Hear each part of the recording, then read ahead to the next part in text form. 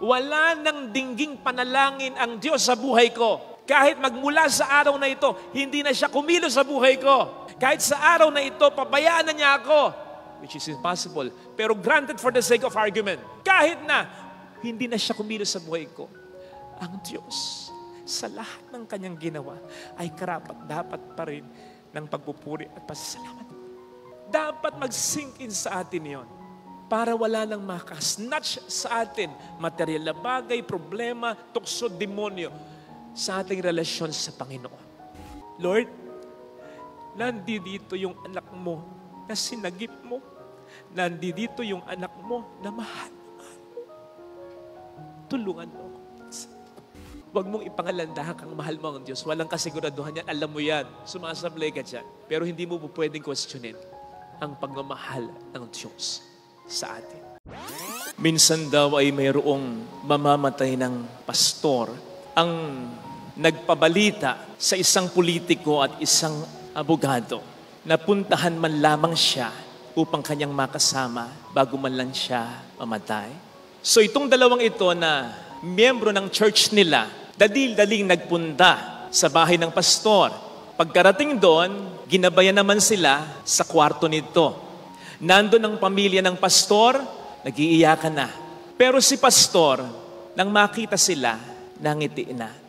Sabay parang angat ng kanyang mga kamay na wini-welcome sila at hinuhudyatan na umupo sa magkabilang gilid ng kanyang kama. Umupo yung dalawa. Sabay hawak ni pastor na mga kamay nila, tumingin sa taas. Si pastor na parang nakangiti pa. Na-touch naman yung dalawa sapagkat sa dinami-dami nga ba naman ng church members nila ay sila ang inanayahan ng pastor nila. Although, nagtataka rin naman sila sapagkat hindi sila close sa kanya. Wala namang magtanong. Kaya lang, ang tagal mamatay ni pastor. Nagtanong na rin yung abogado. Ang tanong ng abogado ay ganito, Pastor, salamat po ha.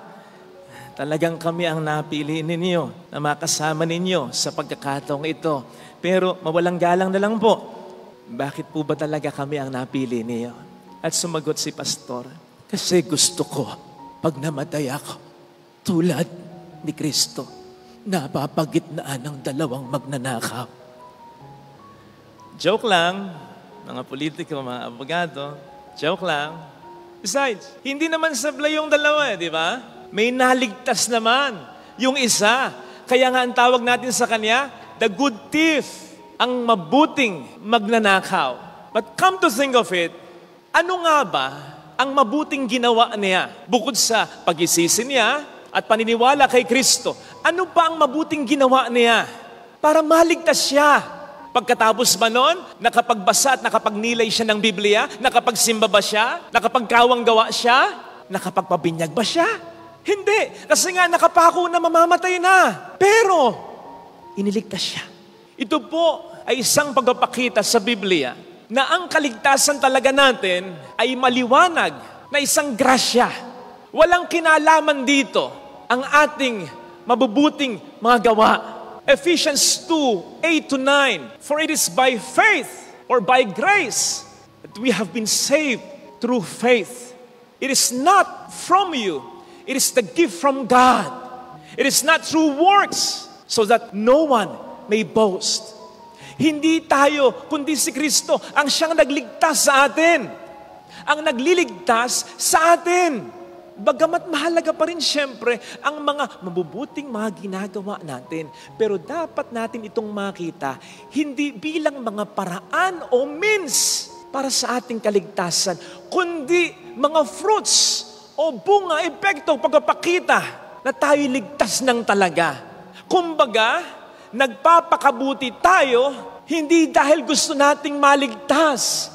Nagpapakabuti tayo sapagkat, sa totoo lang, ligtas na tayo. Niligtas na tayo ni Kristo. Namatay at muling nabuhay ang ating Panginoon, hindi lamang para sa mga tao nung kapanahunan niya, kundi para na rin sa mga tao bago pa siya nagkatawang tao at matapos siyang umakyat sa kalangitan. So kasama tayo at ang mga susunod pang henerasyon sa mundong ito. Kasama tayo sa nagkasala. Kasama tayo sa sinagip ni Kristo. Kaya nga, Kung seseryosohin natin yung binasa natin kanina, yung pasyon ng ating Panginoong Jesucristo, dapat sumasabay kayo sa choir natin na nagsasabing, ipako siya sa krus, ipako siya sa krus. Yun dapat yun upang iparamdam sa atin, kasama tayo sa eksenang ito.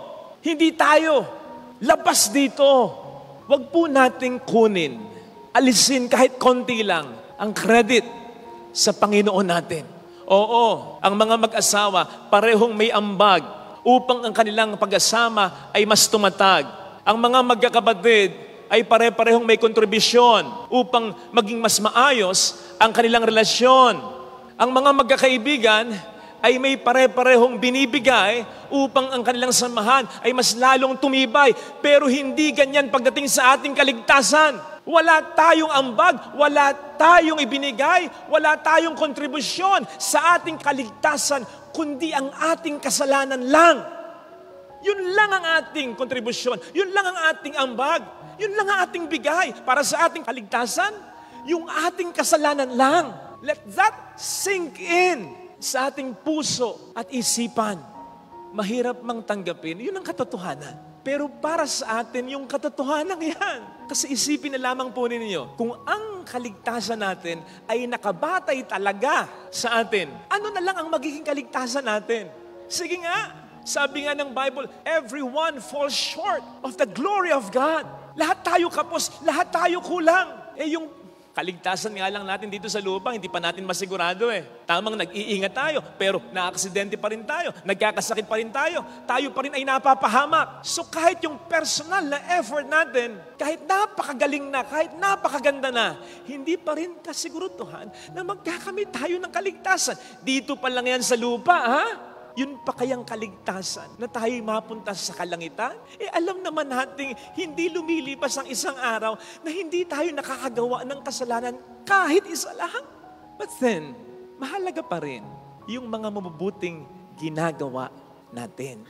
Kasi ito yung parang appreciation natin sa ginawa ng Panginoon para sa atin. Palagi ko, dun yun tinitingnan ng Panginoon. Kaya natutuwa siya siyempre kapag tayo nagpapakabuti, kapag tayo nagbibigay ng regalo. Natutuwa tayo kapag ginagamit yung regalo, kapag inaalagaan yung regalo, kapag pinapahalagahan yung regalo. Ang kaligtasan natin ay regalo ng Diyos. Hindi tayo karapat-dapat, hindi natin hiningi. Kusa niyang ibinigay sa atin ng walang kondisyon. Walang ibang hinihingi ang Panginoon, kundi ang pahalagahan natin yon. At maipapakita nga po natin yon sa pagpapakabuting tao natin. Lalo pat kapag tayo nagpapakabuti, wala tayong ibang motibasyon. Hindi yung makapagyabang sa Kanya, hindi yung later on isusumbat natin ito sa Kanya, hindi yung gagamitin natin itong pakikipag-bargain sa Kanya sa ating mga kahilingan. Hindi yon. Kundi gumagawa tayo ng mabuti sapagkat tumatanaw lang tayo ng utang na loob sa Kanya. Pinapahalagahan natin ang dakilang ginawa at regalo niya. Lalo pat sa mata ng Panginoon, mas ikinagagalak niya kapag ang mas ipinagyayabang natin, hindi yung kabutihan nating kapos na kapos, kundi yung kabutihan niya sa ating lubos-lubos. Matthew 5:14, hindi yung pagmamahal natin sa Kanya na kulang, kundi yung pagmamahal niya sa atin na walang hanggan.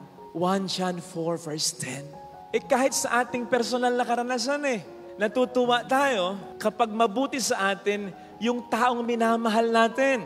Tapos sasabihan pa tayo ng I love you. Pero pakiramdaman po ninyo kung ano yung mararamdaman ninyo. Kung ang mas papahalagahan ng taong ito, hindi yung kabutihan niya at pagmamahal niya sa atin, kundi yung kabutihan at pagmamahal natin sa Kanya. Yung sabihan ka ng asawa mo, I love you. Maganda yung dating nun. Pero yung sabihan ka ng asawa mo, napakaswerte ko, ikaw ang asawa ko. Napakabait mo. Mahal na mahal mo ako. At ang mga anak natin. Yung sabihan ka ng anak mo, I love you. Love you, Mama. I love you, Papa. Maganda yung dating nun. Pero oras na sabihin niya sa'yo, salamat, Mama. Tinaguyod mo. Salamat, Papa. Sa lahat ng sakripisyo mo. Salamat sa pagmamahal mo. Iba yung mararamdaman mo. Yun bang ang iangat nila? Yung pagmamahal mo, hindi yung pagmamahal nila. So much so na yung pagmamahal nila ay aminado silang maliit na bagay lamang kumpara sa pagmamahal mo sa kanila. So much so na yung kabutihan at pagmamahal nila is but a response lamang sa kabutihan at pagmamahal mo sa kanila. Pagtanaw lang ng utang na loob, kumbaga. Naalala ko tuloy yung isa kong kakilala. Hindi sila mayaman, pero pinagparty niya, pinaghanda niya ang kanyang ina ng bonggang-bongga.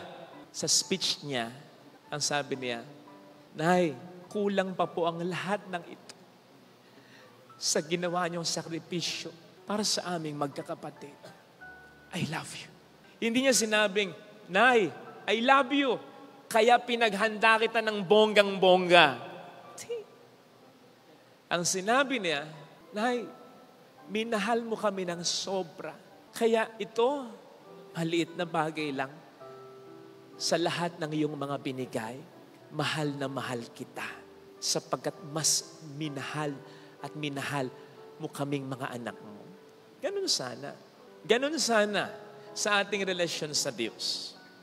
Para yung pagsisimba natin, yung pagpapakabuting tao natin, hindi maging burden. Ba't ka magsisimba? Obligasyon eh. Hindi dapat ganun. Ba't ka magsisimba? Napakabuti sa akin ng Panginoon. Ganun. Kanina nga, yung nag-i-stasyon tayo ng krus. Pagod na talaga ako eh. Sabi ko, shortcut na kaya ako. Kaya lang sabi ko, ano na lang ito sa sakripisyo mo? Ano na lang ito, Panginoon, sa kabutihan mo para sa akin? At sa parokya, sa pamilya ko. Yun ang mahalaga eh. May mga mahal na araw, hindi dahil mahal natin ng Diyos. May mga mahal na araw dahil mahal tayo ng Diyos.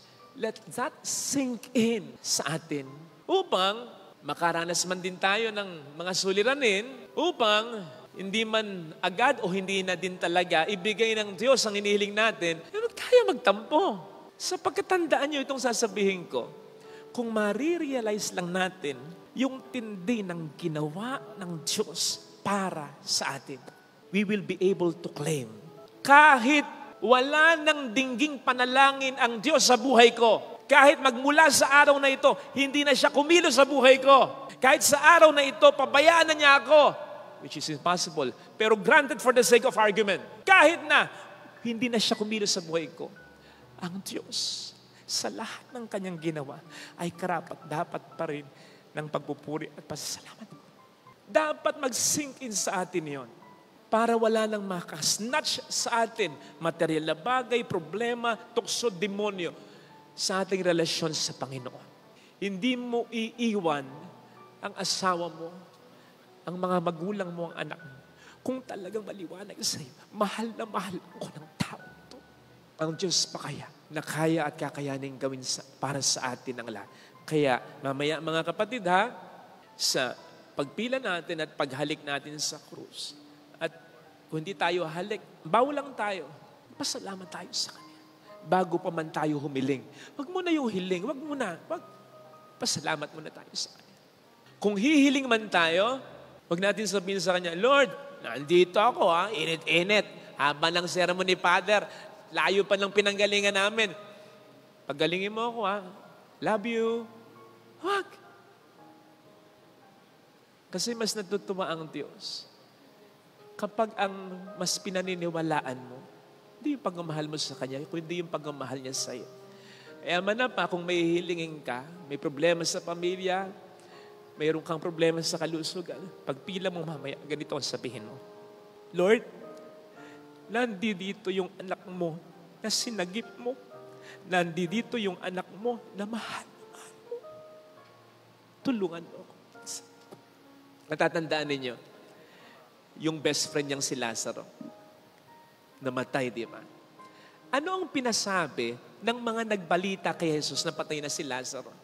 Panginoon, yung kaibigang minamahal niyo ay may sakit. Hindi sinabing, Panginoon, yung kaibigang mahal na mahal ka, may sakit. Panginoon, yung kaibigan yung mahal na mahal, may sakit. Yun ang sabihin natin sa Kanya. Kasi yun talaga ang dapat paniwalaan natin. Huwag mong ipangalandahan kang mahal mo ang Diyos. Walang kasiguraduhan yan. Alam mo yan. Sumasablay ka dyan. Pero hindi mo po pwedeng questionin ang pagmamahal ng Diyos sa atin. Ito sana ang hilingin nating biyaya sa pagdiriwang na ito.